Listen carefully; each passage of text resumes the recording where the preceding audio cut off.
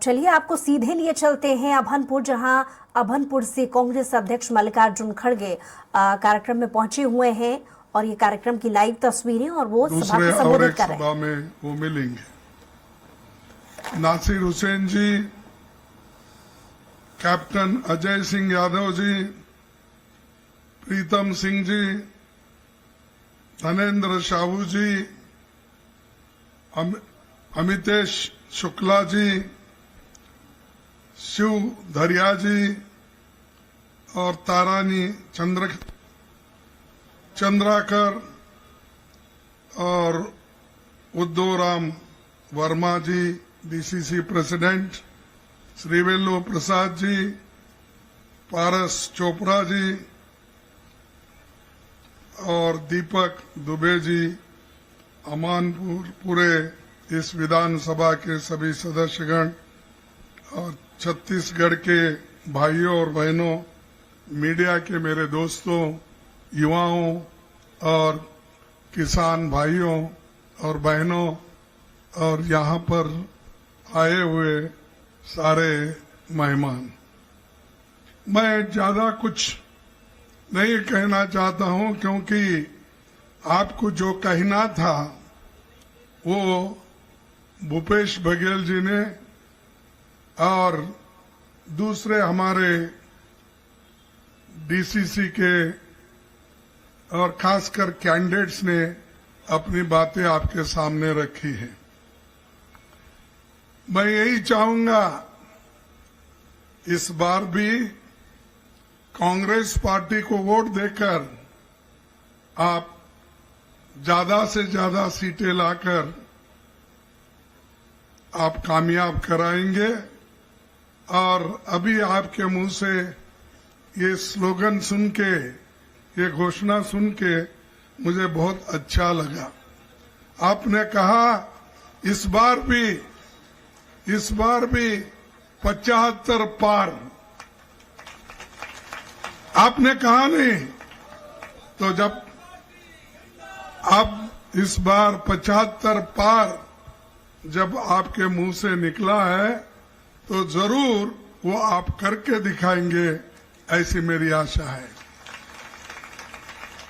और ये खासकर मैं देख रहा हूं और मेरे को ये खुशी है कि मेरा जो चुनाव हुआ ये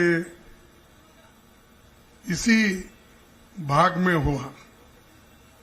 और जब यहां पर हम 3 दिन कांग्रेस पार्टी को किस ढंग से बनाना, कैसा इसे आगे चलाना, हमारी नीति क्या होना और हमारा जो कामयाबी के तरीके कौन से होना, ये सारी चीजें यहां पर हुई। और मैं आपको आभारी हूं कि आप सभी ने मुझे प्रोत्साहित करके कांग्रेस प्रेसिडेंट बनाया। दूसरी बात, ये यहां पर जो कांग्रेस का काम हुआ बहुत ही बढ़िया हुआ है और मुझे खुशी है कि सभी लोग एक मत से तालियां बजा रहे हैं और कह रहे हैं कि भूपेश बघेल आप आगे बढ़ो, हम आपके साथ हैं, कांग्रेस के साथ हैं। ये बहुत बड़ी बात है। लेकिन यहां पर का माहौल को खराब करने के लिए मोदी और शाह जी आ रहे हैं। एक बार तो मोदी जी आके गए शायद, और वो आकर क्या कहे तो भूपेश बघेल की राज्य में 30% काका ऐसा कुछ बोले। अरे ऐसा ही कर्नाटक में बोलते थे इन्होंने। हमने उनकी 40% सरकार को निकाल दिया। अब वो यहां 30% बोल रहे हैं, तो बीजेपी का वहां 40% था और यहां कांग्रेस को इसलिए बोल रहे 30% कि यहां पर कुछ भी करप्शन नहीं है, अपना काम कर रहे हैं, वो जो चाहते हैं वो मिल रहा है, लेकिन किस ढंग से बदनामी करना, चलो इनको भी कुछ बोलेंगे, तो वो 30% बोलते फिर रहे हैं। भाई मोदी जी, आपने जो वायदा किया वो तो निभाया नहीं, लेकिन जब कांग्रेस ने जो वायदे किए थे, हमारे चीफ मिनिस्टर और हमारी कांग्रेस पार्टी, सोनिया गांधी, राहुल गांधी जी, इन्होंने जो वायदा किया था और वो भूपेश बघेल जी से करवाया, ये कांग्रेस पार्टी की एक बहुत बड़ी देन है और उन्होंने पूरा किया। क्या क्या किया? किसानों का कर्ज माफ किस सरकार ने की? ये तो कांग्रेस ने की। उसके बाद सरकारी कर्मचारियों के लिए पुरानी पेंशन किसने लागू की? वो तो कांग्रेस ने की। छत्तीसगढ़ के बच्चों के लिए Swami Atmanand English medium school किस सरकार ने खोली? कौन खोले? कांग्रेस ने खोली। बिजली बिल आधा, मुफ्त इलाज, सस्ती दवाई किस सरकार ने किया? कांग्रेस ने। अब आगे जो करने वाले हैं उसमें हमने वायदा करके आपको बताया है। पहले की तरह इस बार भी फिर किसानों का कर्ज माफ होगा। केजी से लेकर पीजी तक बच्चों को फ्री, विदाउट फीस उनको पढ़ाया जाएगा। डॉक्टर, इंजीनियर्स बनाए जाएंगे। ये सब हम वायदा किए हैं, क्योंकि गरीब के बच्चों को पीजी में पढ़ना बहुत मुश्किल होता है, फीस उनको नहीं मिलता। लेकिन हमने ये वायदा कर रहे हैं कि पीजी से लेकर केजी से लेकर पीजी तक फ्री शिक्षण आपको मिलेगा। ये वायदा हम करते हैं क्योंकि शिक्षा ये बहुत बड़ा महत्व का है। बहुत बार जवाहरलाल नेहरू जी, महात्मा गांधी जी, अंबेडकर जी, ये सभी ने कहते थे कि हमको शिक्षा देना बच्चों को अवश्य है। वो काम कौन कर रहे हैं? छत्तीसगढ़ में कांग्रेस पार्टी की गवर्नमेंट करने जा रही है। गैस सिलेंडर पर 500 प्रति सिलेंडर सब्सिडी महिलाओं के खाते में जमा होगा। 200 यूनिट तक मिलेगी बिजली मुफ्त और 17,50,000 गरीब परिवारों को खुद का घर मिलेगा। इन्होंने तो ये कहा, मोदी जी ने कहा, भाइयों बहनों, हमारी सरकार अगर आएगी आपको करोड़ों मकान बना के सबको फ्री में निवास देंगे। क्या दिया? अगर देते तो इतने लोगों को देने की हमारी आवश्यकता नहीं थी। और उनका काम हमेशा यही है, जहां जहां अपोजिशन की सरकार है उनको सताना। जो छत्तीसगढ़ को केंद्र सरकार से पैसा मिल रहा है, आज वो नहीं मिल रहा अभी भी, उसको कट करके दे रहे, सताते हैं। क्या उनका पैसा है? क्या उनका घर का पैसा है? अरे ये तो लोगों ने दिए हुए टैक्स के पैसे हैं, ये जीएसटी के पैसे हैं। ये माइनिंग के पैसे हैं, लेकिन ये पैसा हमारा पैसा हमारे को देने को मोदी इतना सताते हैं, फिराते हैं कि क्या इनकी जागीरी है? अरे हमारा हक है। और आदिवासी लोग, गरीब लोग मेहनत करके खाते हैं, मुफ्त का नहीं खाते। अदानी, अंबानी और उनके दोस्त शाह, ये सब लोग क्या करते हैं? ये तो सब उनको मदद करने की कोशिश करते हैं।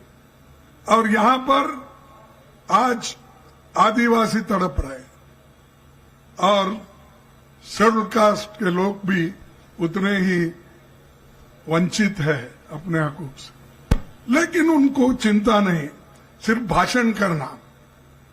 मुल्क में इतनी तंगी चल रही है, खास करके आपको मालूम है मणिपुर में कितना बहुत बड़ा नुकसान हो रहा है। वहां पर लोग लड़ रहे हैं एक दूसरे से, लेकिन एक दिन भी मोदी साहब जाकर वहां शांत करने की कोई कोशिश नहीं की। ऐसा ही देश चलाएंगे आप, लोगों को झगड़ा लगा के। और आज 8 महीने से वहां चल रहा है, आप आंखें मूंझ के बैठे हो और वो करप्ट है, ये करप्ट है। और ईडी, सीबीआई, इनकम टैक्स के सब एजेंटों को, ऑफिसरों को यहां डाल दिए हैं। अरे आप कितना भी सीबीआई को लगाओ और ईडी को लगाओ और सीईसी को लगाओ, ये छत्तीसगढ़ के लोग डरने वाले नहीं है, डटकर मुकाबला करेंगे और फिर कांग्रेस पार्टी को लाएंगे। ये कांग्रेस पार्टी आज की नहीं है, इसको 138 साल का इतिहास है। और हमारे लोग फांसी पे चढ़ के आजादी दिलाई है, हमारे लोग जेलों में जाकर आजादी दिलाए हैं, हमारे लोग अंग्रेजों से लड़ के आजादी दिलाई। तुम क्या दिए? तुम्हारे पास कोई गया बीजेपी में जेल? आरएसएस का कोई गया है? अब आज बैठ के बगैर मेहनत करके हुकूमत कर रहे हो और फुकट का खा रहे हो। और ये लोग हमको सबक सिखाते हैं। कांग्रेस पार्टी 70 साल में कुछ नहीं किया। 70 साल में हम कुछ नहीं करते तो मोदी जी आप प्रधानमंत्री नहीं बनते थे, शाह साहब आप होम मिनिस्टर नहीं बनते थे। हमने किया, इस देश के संविधान को बचाया, इसलिए आपने उस कुर्सी पे बैठा है। लोकतंत्र को हमने बचाया, इसलिए वहां पर आप बैठे हैं। जवाहरलाल नेहरू जैसे व्यक्ति संविधान और लोकतंत्र के तहत चल के उन्होंने सब कुछ किया। एक आदमी को भी उन्होंने नहीं सताया, उल्टा उनके वाजपेयी भी तारीफ करते थे, इंदिरा गांधी जी का, नेहरू जी का। लेकिन यहां सुबह उठते ही बीजेपी वाले, मोदी जी सबको गालियां देने का एक ही, मैं समझता हूं उन्होंने गालियां देने का एक कारखाना ही खोला। हमारे फैक्ट्री थे बड़े बड़े, बीएल, बीएचईएल और दूसरे टेलीफोनिक इंडस्ट्री, फर्टिलाइजर, ये कारखाने हम खोले। लेकिन मोदी साहब गालियां देने का एक कारखाना खोले हैं और झूठ बोलने का कारखाना है उनके पास। हर जगह झूठ बोलते हैं। अगर मैं कहूं तो बार बार ये लोग यही कहते हैं। क्या बोला उन्होंने? 2014 में हुकूमत में आने से पहले, भाइयों और बहनों, तुम लोगों को अगर मेरी सरकार आ गई, तुम लोगों को मैं बाहर से जो एक कांग्रेस वाले काला धन रखे हैं वो लाकर हर एक के जेब में 15-15 लाख डालूंगा। डाल दिए। फिर झूठा कौन बोल रहे हैं? कौन झूठ बोल रहे हैं? आप बताइए। मोदी झूठ, या मोदी झूठ बोलना या नहीं तो तुम झूठ बोलना, लेकर चुप बैठे होंगे। नहीं ना, तो मोदी झूठ बोल रहा है। 2 करोड़ नौकरियां दूंगा। कहां है भाई तुम्हारे 2 करोड़ नौकरियां? 4-6 हजार नौकरियों के लिए ये जाकर पर्चे बांटते हैं अपॉइंटमेंट के। ये है इनका नियत। 2 करोड़ नौकरियां नहीं, ये भी झूठ बोले। अगर हम बोलते हैं कि ये झूठ बोलते हैं, झूठ का सरदार है, तो आप हमको टीका करते हैं। किसानों का दाम दुप्पट करेंगे, किए क्या? नहीं किए। फिर झूठ कौन बोले? मोदी झूठ बोलते हैं, इसीलिए हम क्या बोलते हैं, ये झूठ के सरदार है। झूठ बोलने के लिए ही उन्होंने शायद कसम खाई होंगे, मैं कहीं भी जाऊंगा झूठ बोलूंगा। तो ये ऐसी बातें करने वाले नेता लोग हमको, जवाहरलाल नेहरू जी को नहीं छोड़ते, इंदिरा गांधी को नहीं छोड़ते, और गांधी फैमिली वो एक टीका करते हमेशा। अरे ना सोनिया गांधी प्राइम मिनिस्टर बनी, ना सोनिया गांधी किसी इसकी चेयरमैन भी नहीं थी, और सोनिया गांधी जी ने कभी कौन सा पद, मंत्री पद, प्राइम मिनिस्टर से जो उनको मिली थी वो भी उन्होंने ठुकराया। और एक सरदार जी को, जिसको जो एक आर्थिक दृष्टि से मजबूत था, उसको सोनिया गांधी जी ने प्राइम मिनिस्टर बनाया। तुम्हारे पास तो बीजेपी में तो अंदर का अंदर लड़ते हैं, एक जिला पंचायत चेयरमैन कौन बनाना, इसके लिए सुबह से शाम तक। यहां तो त्याग करे, उनको गालियां देते हैं। राहुल गांधी जी क्या कुछ बने? वो बन सकते थे, चाहे तो प्रधानमंत्री बन सकते थे, डिप्टी प्राइम मिनिस्टर बन सकते थे, मंत्री बन सकते थे, सब कुछ उनके हाथ में था। फिर भी उन्होंने नहीं बना, और सोनिया गांधी जी ने कुछ नहीं बना। उनको तुम गालियां देते हो। ये गांधी परिवार हुकूमत कर रही है, ये रूल कर रहे गांधी पर। कहां कर रहे भाई? तुम तो इतने मजे में हो, आपके पीछे तो 10-10 हेलीकॉप्टर फिरते हैं और 100 गाड़ियां फिरते हैं, और जो गाड़ियां पहले के थे वो पुराने हो गए बोल के नए गाड़ी की आप लाइन लगाते हो। पहले तो बोलते थे आप, मैं एक बैकवर्ड का हूं। क्या जी? यादव सुनो इधर, क्या तो वो कहते थे मैं बैकवर्ड हूं, मैं चाय बना के लोगों को देता था, कब सा दर्द होता था, ये बोल के वो हमेशा लोगों को अपनी गरीबी का एहसास कराते थे। मैं भी वही बोला उनको, अरे भाई आप तो गरीब है बोल रहे हैं, एक कैंटीन चलाने वाले थे, एक आपकी कैंटीन की दुकान रेलवे में गुत्ते में थे स्टेशन पे, आप गरीब हूं, मैं बैकवर्ड हूं बोल रहे। अगर भूपेश बघेल क्या फॉरवर्ड है क्या? वो भी बैकवर्ड है नहीं? क्या वो कोई अपर कास्ट वाला नहीं है? वो भी। फिर उसके पीछे क्यों लगे हैं आप? तुम्हारे पीछे अगर कुछ हम बात भी कहते हैं तो तुम हमेशा ये कहते हो मैं ये गरीब खानदान से आया हूं, कोई सहन नहीं कर रहा क्योंकि बड़े बड़े लोग इस पद पे बैठे थे। वही इशारा वो गांधी नेहरू फैमिली पे। अब अगर आप बैकवर्ड है, आपको इसलिए बिठाना, तो भूपेश बघेल को भी उसी वास्ते बिठाना चाहिए, क्योंकि हमारे गवर्नमेंट में 4 चीफ मिनिस्टर है, उसमें से तो 3 चीफ मिनिस्टर बैकवर्ड है, भूपेश बघेल, उसके बाद कर्नाटक में बैकवर्ड क्लास का चीफ मिनिस्टर, उसके बाद हमारे सॉरी राजस्थान।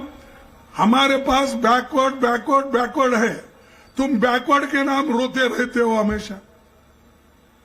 तो भाइयों, ये जो हम लोगों के लिए कुछ काम किए हैं, हम ऐसा नहीं वोट मांग रहे या कुछ किए बिना नहीं मांग रहे। सेंट्रल में जब हम थे तब भी हम लोगों को नरेगा जैसा स्कीम लाए, तब भी हम खाने पीने के लिए व्यवस्था की, फूड सिक्योरिटी एक्ट लाके, तब भी हम बच्चों के पढ़ाई के लिए काम करें। हर चीज गरीबों के लिए सोचते हैं। जवाहरलाल नेहरू जी थे तो उस वक्त भी हमने भू सुधारणा कानून के लिए, बैंकों का राष्ट्रीयकरण इंदिरा गांधी जी ने किया। ये सब बड़े बड़े काम हमने किया और लोग ऊपर उठ रहे। आज जो दिख रहा है ये मोदी जी की वजह से नहीं है। तुम तो परसों पैदा होगा, फिर भी हमको पूछते हो 70 साल में किया गया। अरे 70 साल में जो स्कूल में तुम पढ़ के आए हो, जिस स्कूल में शाह ने पढ़ा है, वो सब कांग्रेस ने बनाया हुआ है। जो दवाखाने देखते हो, जो हॉस्पिटल्स देखते हो देहात में, बड़े इंजीनियरिंग कॉलेज देखते हो, जो बड़े बड़े मेडिकल कॉलेज देखते हो, ये किसकी देन है? कांग्रेस की। और हमको पूछ रहे हो तुम क्या? अरे तुम 9 साल में क्या किया बताओ? तुम फिरते ही रहते हो, लोग परेशान रहते हैं, कोविड में फिरते ही रहते हो। जब मणिपुर में झगड़ा चल रहा है फिर रहे, पार्लियामेंट में आके मुंह नहीं खोलते। अगर मुंह खोलते हैं तो ऐसे सभाओं में वोटिंग के लिए वो मुंह खोलते हैं। वोट के लिए मुंह खुलता है उनका, कठिनाइयों को सुलझाने के लिए नहीं। इसीलिए ऐसे लोग खुद कुछ नहीं करे, 10 साल में वो हमको बार बार बोलते ये लोग क्या किए। 13.5 साल इनकी हुकूमत गुजरात में थी। भाई गुजरात में तुम क्या किए वो 13.5 साल तक? और छत्तीसगढ़ में क्या हो गया देख के आओ, यहां भी आके देखो। इन्होंने 5 साल में क्या किया, आप 13.5 साल में नहीं किए मोदी साहब, अपने अहमदाबाद में, अपने गुजरात में। तो इसलिए मैं आपसे एक ही बात करूंगा कि आप उसके बहकाने में मत आओ। एक बैकवर्ड क्लास का आदमी, बैकवर्ड क्लास के लोगों का, दलितों का, किसानों का दर्द जानता है।